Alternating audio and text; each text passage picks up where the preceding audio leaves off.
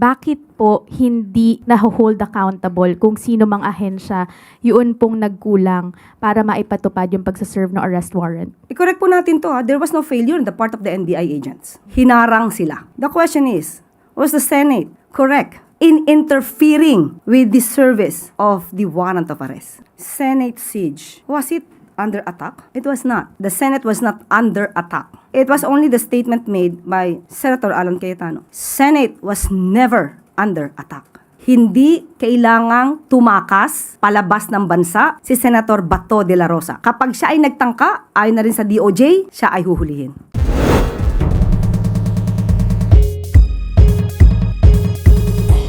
At maaari na po akong tumanggap na inyong mga katanungan. Unang tanong mula kay Kenneth Pasyente, PTV.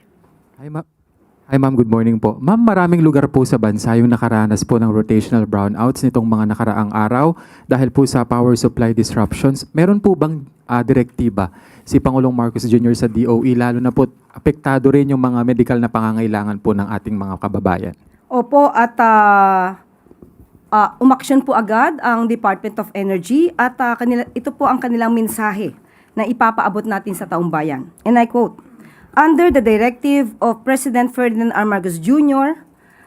to immediately stabilize grid conditions and protect consumers from power disruptions, the DOE swiftly ordered NGCP's restoration of affected transmission lines, which are Tayabas Ilijan 500 kV and Dasmariñas Ilijan 500 kV line.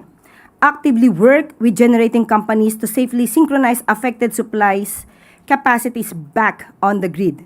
Mobilize the Grid Reliability Task Force with ERC, IEMOP, Transco, and PSALM, and directed NGCP to provide the full technical and incident reporting to ensure accountability and the safe return of critical capacities to the grid. End of quote. From the DOE po to. Sunod na tanong mula kay Katrina Domingo, ABS-CBN. Good morning, Undersecretary. How does the Palace respond to growing calls to replace Interior Secretary John Vic Remulla? Wala pa pong anumang makukomento sa panawagang yan. Hindi po ito napag-uusapan sa ngayon. Gaano po ka-satisfied ang Pangulo doon sa performance ng DILG, not only with the Senate fiasco last week, but also with wrong information about Zaldico's golden visa, Zaldico's Portuguese passport, the timeline for his arrest, as well as the supposed soon release of the Interpol? Medyo nagkasunod-sunod po kasi. Ano po yung pinapataw ng Pangulo? How does the President hold the Interior Department accountable for these gaffes? Sa ngayon, ang huling pagkita ko po na sila'y nagkausap sa aking huling, kumbaga ako'y witness, yung huling pagpupulong bago tayo nagkaroon ng briefing noong Huwebes. Wala po sa akin, personal po, ay wala naman po akong nakitaan na natanggal ang tiwala ng Pangulo kay Secretary John Vic Remulla. Ma'am, last for my... Sa ngayon. Ma'am, last for my end. So, ibig po ba sabihin, walang katotohanan yung mga umiikot na balita na maaaring si dating Senator Antonio Trillanes o kaya naman po ay si dating Interior Secretary Ben-Hur Abalos yung pumalit kay John Vic Remulla sa DILG? Wala pa pong ganong ibinibigay sa ating mga impormasyon. Sunod na tanong mula kay Ivy Reyes, Bilyonario. Hi, Yusek. Good morning. On serving Senator Bato his warrant, Attorney Nery Colmenares said the government can find Senator De La Rosa with all its intelligence fund. Kung gugustuhin daw po ng gobyerno, mahahanap naman po talaga si Senator Bato. Since the senator has now escaped twice, how is the administration utilizing its resources to hold the senator to account? So, sinasabi po pa talaga natin na siya'y tumakas. Sa unang pagkakataon, nung nabanggit po ni Ombudsman Remulla na may warrant of arrest, ito naman po ay hindi pa nasa sa publiko. So, hindi naman natin masasabing siya'y tumakas, kundi siya'y nagtatago lamang para siguro hindi siya maabot ng kamay ng batas. Sa pangalawang pagkakataon, maaari nating sabihin na siya talaga ay tumalilis dahil nabanggit na may warrant of arrest na inisyo ang ICC. Nakita naman po niyo kung paano magtrabaho ang ehekutibo. At siguro ang dapat lang mangyari dito ay wag natin pabayaan ang may mga masamang balak na paligtasin ang dapat na managot. And ma'am, the OSG also gave a strong worded comment that a sitting senator running away from the very courts that he's seeking relief from should be denied of his pleas. We understand Malacanang leaves all opinions to the courts, but doesn't the palace see a need for a stronger stance, especially now that this has reached international traction? Kitang-kita po natin kung ano mismo ang binanggit ng OSG. Nabanggit na sa ngayon ay tinuturing na isang pugante itong si Senator Bato de la Rosa. So, napakalaking mensahe po ito nang ibig sabihin tayo pong lahat ay dapat naging mapanuri kung ano dapat ang ipatupad na batas at kung sino ba dapat din ang makita natin na nagtotolerate sa paggawa ng hindi maganda, paggawa ng labag sa batas. Follow-up question mula kay Maricel Halili, TV5.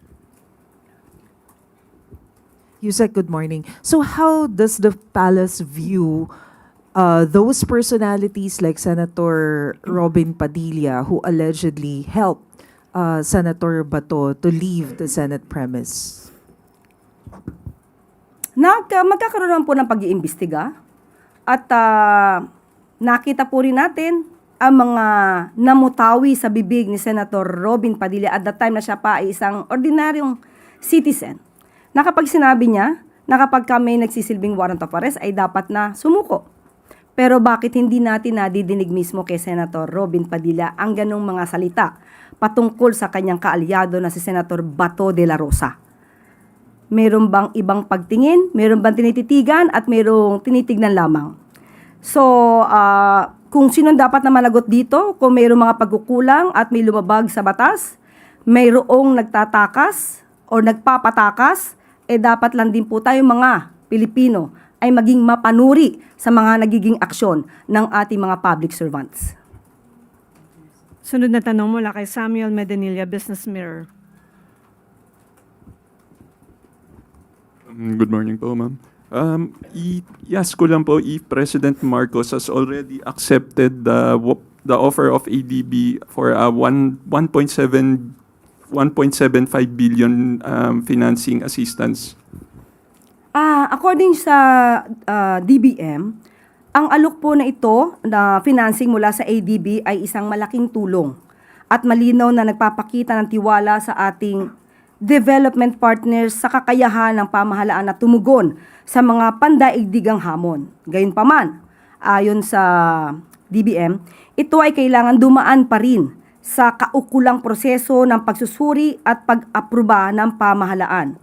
Kailangan pong aralin ng Department of Finance ang terms and conditions ng financing upang matiyak na ito ay naaayon sa fiscal and debt management objectives ng pamahalaan.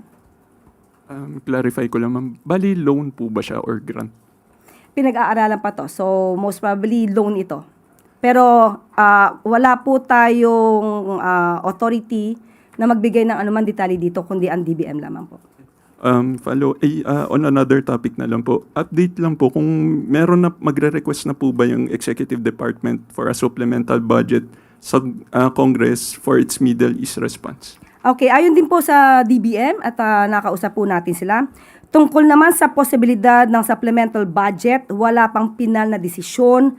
Sa ngayon, ang anumang susunod na hakbang ay ibabatay sa magiging resulta ng interagency assessment, fiscal space ng pamahalaan at aktual na pangangailangan ng ating response measures. I-ask ko lang, ma'am, kung ipag-uusapan po kaya to kung matutuloy yung LEDAC at saka yung uplift meeting tomorrow po? Walang nakaschedule na LEDAC, pero may nakaschedule na uplift. Okay. Bakit po kaya, last week po na-mention na baka May 19 yung LEDAC, bakit po hindi na po siya matutuloy? Wala pong nasabi sa akin dahilan. Wala lang po sa schedule. Thank you po. Sunod na tanong mula kay Rafi Ayeng, Daily Tribune. Hi, ma'am. May we just know why the president appointed former Iloilo City Mayor Jed Mabilog, despite his name being included in the drugs watch list during the term of President Duterte?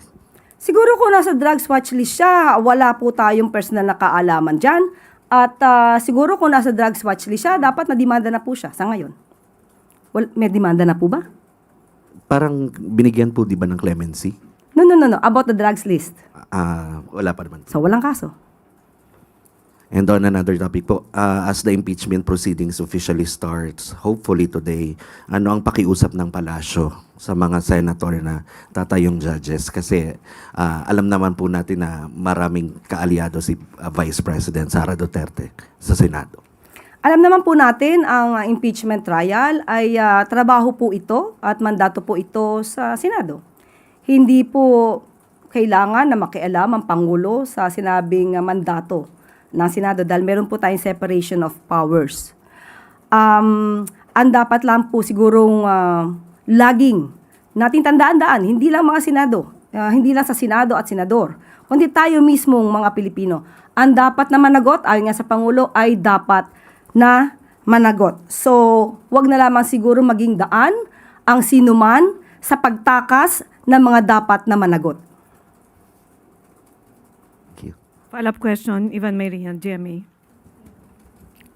Ma'am, tungkol ito sa sa status ni Senator Bato de la Rosa na sabi ng Office of the Solicitor General ay isang pugante at dapat nating kilalanin ng warrant from the ICC. Last week, ang sabi po ng Pangulo sa kanyang statement, wala siyang utos na arestuhin si Senator Bato. Ganun pa rin po ba ang utos niya despite the position of the OSG that Senator Bato is a fugitive? Kung ano po ang dapat na gawin, nagsalita na po ang DOJ na sa ngayon dahil meron po tayong hinihintay na desisyon mula sa Supreme Court at iginagalang po ng Pangulo at ng administrasyon ang nakabingbing kaso sa Supreme Court. Ngunit, hindi kailangang tumakas palabas ng bansa si Senator Bato de la Rosa. Kapag siya ay nagtangka, ayon na rin sa DOJ, siya ay huhulihin. So kung yun po ang posisyon ng Pangulo last week, pwede po ito magbago depende sa magiging development sa pending na petisyon sa Supreme Court. Opo. Pangalawang tanong ko lang po, as President and as a former member of the Senate, may nabanggit po ba ang Pangulo sa inyo on what he thinks, how he feels about what's happening in the Senate presently? Sa ngayon po, ang alam po natin sa Pangulo ay kailangan lang ipatupad kung ano ang nasa batas. Hindi kailangan na ang bawat isa ay sariling pagyaman ang gawin. Hindi ang iilang interes ang dapat na pagyamanin, kundi dapat tumugon kung ano ang sinasabi ng konstitusyon, patupad kung ano ang sinasabi ng batas. Did you hear him express, galit ho ba siya? Dismayado siya? Nalulungkot siya sa nangyayari sa Senado ngayon? Sa huling pangyayari, patungkol dun sa di umano na pagtakas at pagkawala kahit na may protective custody ang Senado, nakakadismaya naman talaga. Sinabi po yun ng Pangulo that he is disappointed with how Nung things are turning out. nagkaroon po ng meeting, inalam niya kung anong pangyayari at makikita mo sa itsura ng Pangulo at kung paano siya magtanong sa mga cabinet secretaries, nandun po yung disappointment. Hindi sa cabinet secretaries, kundi sa pangyayari sa Senado. Follow-up question mula kay Katrina Domingo, ABS-CBN. Ma'am, yung tanong ng marami ngayon, I would like to direct to the President. Kung hindi ka pagalit, bakit? Kung hindi ka pagalit, bakit? Yes, with the What do you mean? performance of the arrest, because this is not the first time that the Philippines tried to serve an arrest warrant from the ICC. The public has been comparing the performance of former PNP Chief Torre compared to the failure of the NBI to serve the arrest warrant against De La Rosa. Bakit po hindi na-hold accountable kung sino mang ahensya yun pong nagkulang para maipatupad yung pagsaserve ng arrest warrant? I-correct po natin to. There was no failure on the part of the NBI agents. Hinarang sila. But was it right for the NBI to succumb to the authority of the Senate na ilagay under, na ipahinto o ipahalt o isuspend yung pagsaserve ng arrest warrant while he is under protective custody? The question is, was the Senate correct in interfering with the service of the warrant of arrest? But was it right for the NBI to actually adhere to the demand of that demand of the Senate kung wala naman pong legal basis according to some analysts? Dito makikita nyo kung sino ang may respeto sa isang institusyon at sino ang hindi rumispeto sa batas. Sunod na tanong mula kay Hannah Sancho, DZAR. Hi, ma'am. Yung nangyari po sa Senate po, with all yung tawag ni Senator Amy, Senate siege, do we may reaction po ba yung Pangulo given na naging senador siya? Kung mako-consider niya ba na desecration ng institution yung nangyari po? Senate siege. Was it under attack? It was not. The Senate was not under attack. You can see that from the news, not only from the statements of the NBI and PNP. It was only the statement made by Senator Alan Cayetano. So as far as we are concerned, as far as the government is concerned, Senate was never under attack. And this is also the position of the President po, Of ma'am. course. And another question po, kasi nagkaroon po ng change of leadership and I don't know kung makakaroon pa ulit today. Ano po ang reaction ng Pangulo po dun sa pagpapalit po, considering na ngayon na yung sisimulan na yung impeachment trial po sa Senado? Ang papapalit ng liderato sa Senado ay kanila po yung aktibidad. So wala naman pong kinalaman ng Pangulo kung magpapalit sila ng liderato o hindi. So sa kanila po yan. Nasa Senado po yan. Sunod na tanong mula kay Ace Romero, Philippine Star. Yusek, may we just get the President's thoughts on the Ombudsman's decision to suspend the Senate Sergeant at Arms over what happened to the Senate recently? Ang Ombudsman po ay isang independent body. So trabaho po yan ng Ombudsman. But sang-ayon ba kayo or ano ang thoughts nyo about this given that you've been saying dapat accountable yung dapat managot?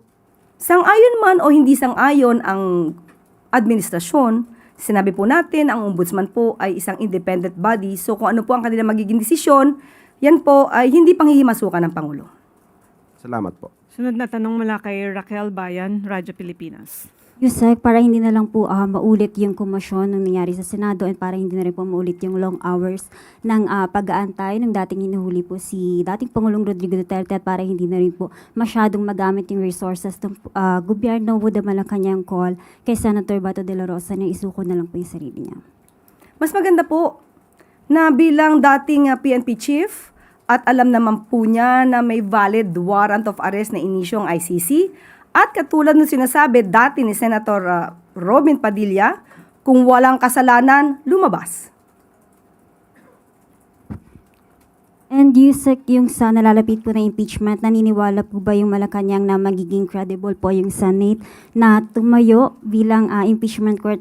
Kasi po may mga senators po tayo na may mga kaso sa Ombudsman and ICC and other. Hindi natin mabibigyan ng anumang paghuhusga sa ngayon. Ang mga magiging senator judges, nasa kanila po yan. Tandaan lamang po nila na sila ay halal ng bayan. Nung sila ay nangangampanya, nangako sila na sila ay magsisilbi para sa taong bayan, hindi para sa iisang tao lamang. At yun nga lamang po, wag sila magsilbi, katulad na sinabi natin, na maging daan para sa pagtakas ng dapat na managot. Follow-up question mula kay Ivy Reyes, Bilyonaryo. Isaac, follow-up lang po din sa statement nyo that the Senate was never under attack. So, can we get a categorical answer if the palace shares the sentiment of the NBI that it was staged? I cannot say anything about that. I cannot make a judgment if it is staged, orchestrated, planned. But you can assess that from the reports also made by some journalists, some reporters. So kayo na po mag-assess. Okay, wala nang tanong mula sa Malacanang Press Corps. Bako naman tayo sa regional media. Mula kay Daphne Santuyo ng Kagay News Magazine, with the latest development in the Senate, the escape of Senator Bato, the alleged involvement of Senator Robin Padilla and SP Alan Peter Cayetano, the refusal to receive suspension and CCTV subpoena, what will be the concrete measures which can be done by the Office of the President? Unang-una po, ang Ombudsman po ang nagpadala ng subpoena at according to Ombudsman Rimulya ay tinanggihan ito ng Senado. Malamang masasabi natin na ito ay issue na maaaring ang makakasagot lamang nito ay ang Senado. Kung kasama man at inamin naman pala ng OSAA na kasabay at magkasama si Senator Bato at si Senator Robin na lumabas nung madaling araw, nasa kanila na rin po yan dahil alam naman po nila kung ano ang dapat na ipatupad na batas. Pero of course, alam natin na sila ay gagamit ng mga technical terms, legal jargons, para ma-justify ang kanilang mga aksyon.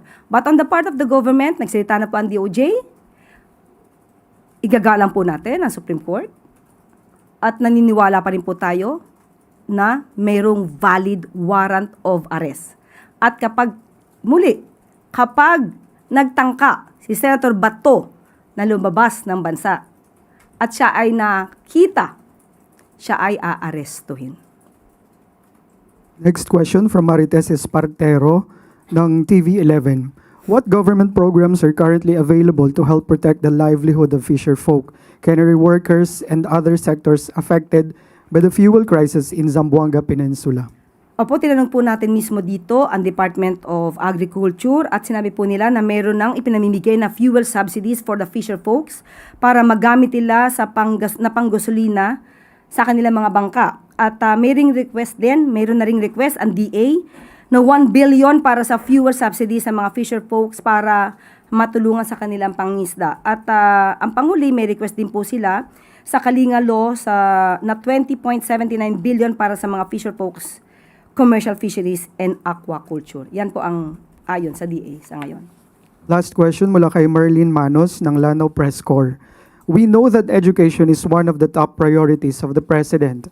In this regard, nakarating na po ba sa atensyon ninyo or sa palasyo ang reklamo ng mga estudyante and faculty ng Mindanao State University? Ipinagbigay alam natin mismo ito kay Chair Agrupis at sa ngayon ay tinitignan na po nila ang issue at paiimbestigahan po ito para po matugunan kung ano man po ang problemang kinapapalooban ng nasabing universidad.